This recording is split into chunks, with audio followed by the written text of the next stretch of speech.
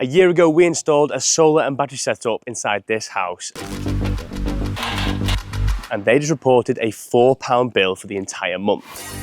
And before you think this is some ridiculous mansion, it's not. It's not a fancy mansion with a £50,000 setup. It's just a normal house like this. So today we're back to understand exactly how life has been since they had their installation, and to understand how their energy bill for the month is less than what most people spend on a cup of coffee. This is pretty much a normal UK home, but with a modest solar and battery setup, an EV charging off a 3-pin plug, and they're with Octopus Go. So, how is this £4 a month figure even possible? Once you've seen the setup and how it all works together, it'll start to make a lot more sense.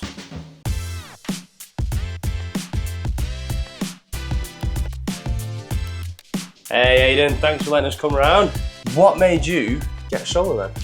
Well, I think I just watched my energy bills go up and up year after year, and at one point we was at triple what we started at because of the war in Ukraine. And I just thought, this is something I can do to try and take control of my energy spend and a bit more energy independence. And Aidan isn't the only one in this situation. Millions of homeowners in the UK are in this energy crisis due to global conflicts such as the war in Ukraine and the crisis in Iran, which are completely out of their control. So, £4 bill, how did you feel when you saw that, or you didn't see the normal amount come out your bank for once? Without having the solar installation, you can't understand the feeling you get when you open your energy app and you're like, oh, cool, I spent like 20p today. Yeah. Or actually, I made money today. And then over the month, it kind of compounds to this £3.50 bill. Many of our customers will have solar already, won't be seeing the same sort of numbers. How did you finally get to that initial figure? Definitely didn't conserve power. Right, There's nothing that I'm doing in the house that makes me limit the way that I want to be in the house. Yeah. The part of it comes down to it being sized Perfect for your home. perfect at the time of installation. But Right. you can do other stuff once it's been installed to maximise the savings. But before we get into that, I could show you the system. Let's take a look. So Aidan said he hasn't changed anything in his lifestyle, which for this level of savings feels impossible. It's a lovely house. Let's take a look at what's powering the setup and see if we can make sense of it. Here we go. Right. Can you tell me what you've got? So we've got a 3.7 kilowatt inverter and a 10 kilowatt battery with a usable capacity of around 9 kilowatt hours. Okay, and how do you find that? That's plenty for you? There's definitely some days during winter where that isn't enough. You know, say if we're doing like 3-4 loads of washing and drying, that'll kind of then fully deplete it, and then we'll be pulling from the grid. But for the most part, I think for average daily usage, it's sized perfectly. Is all this having the perfect setup all part of your secret formula? 100%, yes. Having a battery that can cope with your average daily usage is definitely a key part. You don't want to oversize it too much because then you've just paid a load of money for storage that you're never going to fully deplete. Even if you was, kind of pulling it once a week, I think it's too much. Yeah. You need to size it that's appropriate to your average usage. So ensuring you have the correct size battery is an essential part of the equation to ensure you are getting the maximum return on investment. Too big a battery and you are overpaying on installation for a unit that will mostly go unused. Too small and you won't be able to reap the full benefits of your solar setup. This will all impact your return on investment.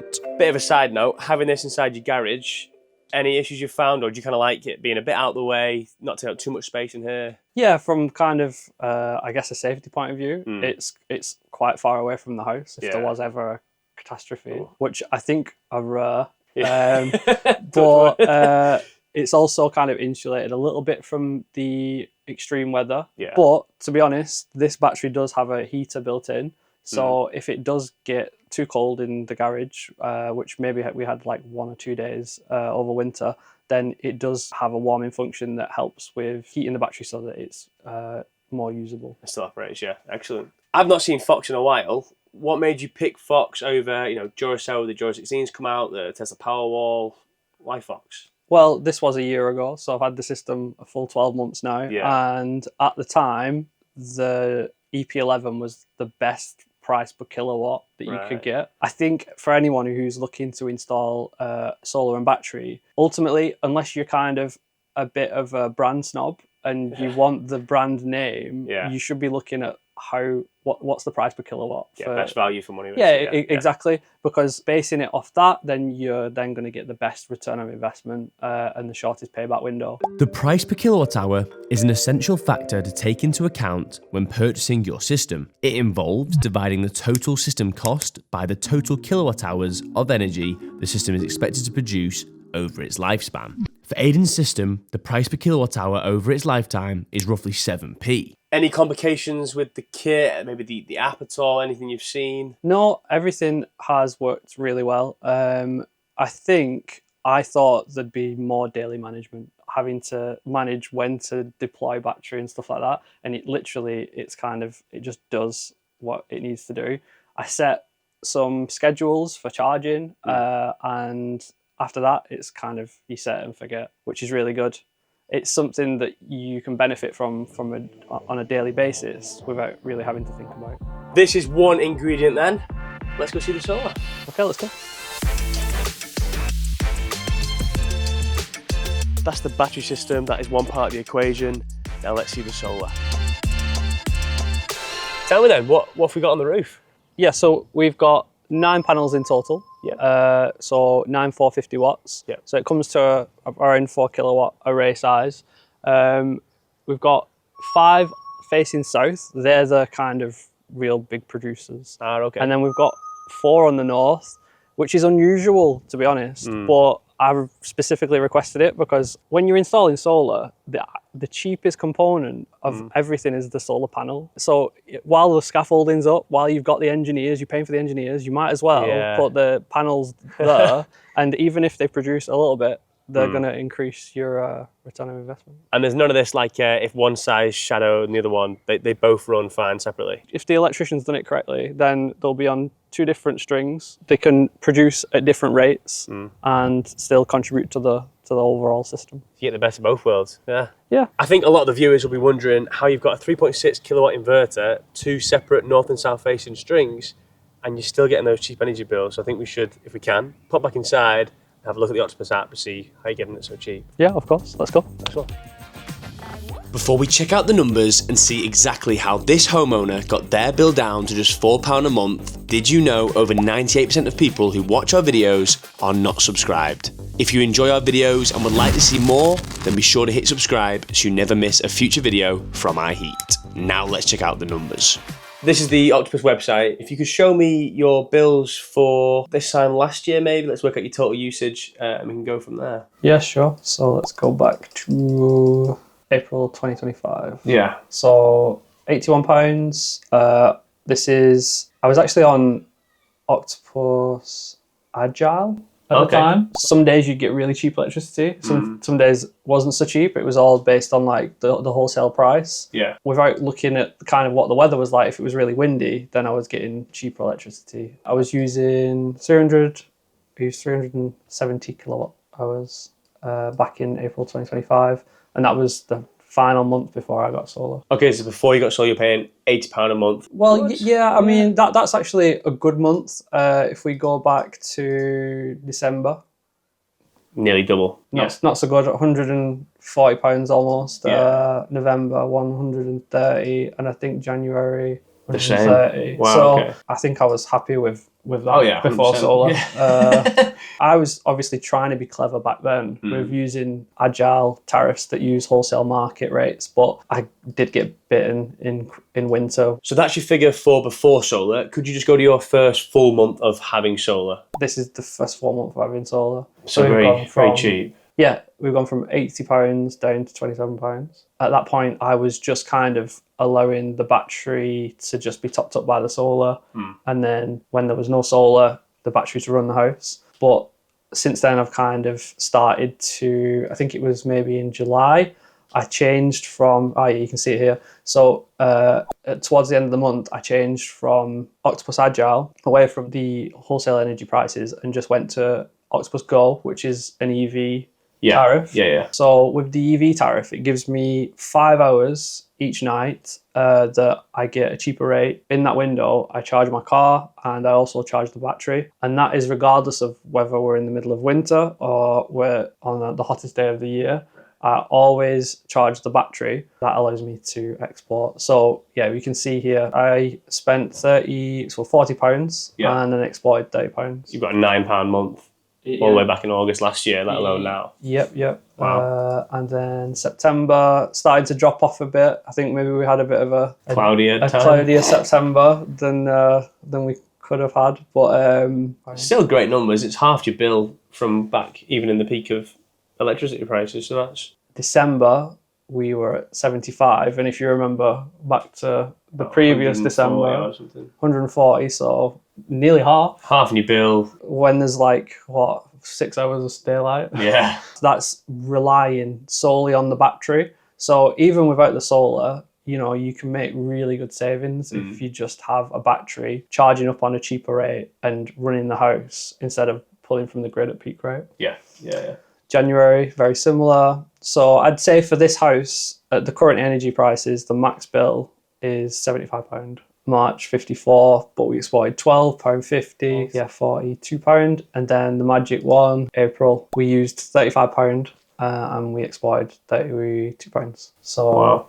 Yeah, that's a £3.50 electricity bill. Not a bad month, is it? So what is the secret formula then? So first off, it's having a system that's size appropriate to your house. Yeah. Once you've got that, it's about having the right tariff. Yep. And then also the right strategy. A lot of people might be on Octopus Go, but they're not charging the home battery because they think, oh, well, the solar's going to charge it. But if you always charge your battery at night, then you've got a full battery to go into the day with. And the solar's going to trickle charge keep the battery topped up all the way through the day. And it's going to export everything else that it produces. So you're buying it for 7p. Yeah. Then you're exporting for 12p. Oh, so the export is better than you can actually import it for? Yeah, so because you're able to charge your battery at a cheaper rate than you can actually sell it back to the grid for. Ah, okay, I like it. So in a way, you're an energy trader. Yeah, it's a stock market right now. Yeah. Oh, brilliant. The stuff that I don't do as well that I could probably have maximised even more. So on a day like today where it's sunny, I'd have my battery would get to the end of the day and it would be near full. I could set it to discharge on a schedule, but I could then be getting 12p for every kilowatt I exported that I was going to recharge, if that makes sense. In the battery. Now you are adding extra cycles onto the battery, so that could reduce the health down the line over the long term. Yeah. But I don't need to do that. I'm pretty happy with £4 a month. Yeah, £3.50. Yeah, I'd be happy with that. So yeah, that's kind of that's the three components. It's the right tariff, it's the right system, and it's the right strategy. That finally makes a lot more sense now. So there was none of this running around, turning plugs off at night time. You've kept your behaviours pretty much exactly the same. A few comments we've had is that it's all just a big waste of money. You could have just used the money you spent on the installation just to pay for all this electric over the next few years. They say you better put money in the stock market and stuff like that. What do you think about that? What's your opinion on it? Our energy prices change every 3 months with the price cap. Yeah. So actually today it's been announced that the price cap's going up 13%. I think the figures that they quoted is the average household's energy bill will go up £200 a month, a year. Sorry, £200 a year. That's a lot of money. And a 13% increase in 3 months. Could you get 13% on the stock market in 3 months? I like that. So obviously it doesn't work like that over the year, but I think if you look at the data, energy prices do increase around about 7% a year. So that's something that you can take control of in your own home to kind of prevent these unexpected bills. Yeah. I think for me, renewables should be a part of everyone's home. I think it gives you kind of that peace of mind. It's a cool piece of tech. And the best part is this is not even the peak of generation yet, is it? I think you could probably beat £4 if you try that out the rest of the year. Yeah, well, British weather depending. Yeah. If we have a good May, June, July, August.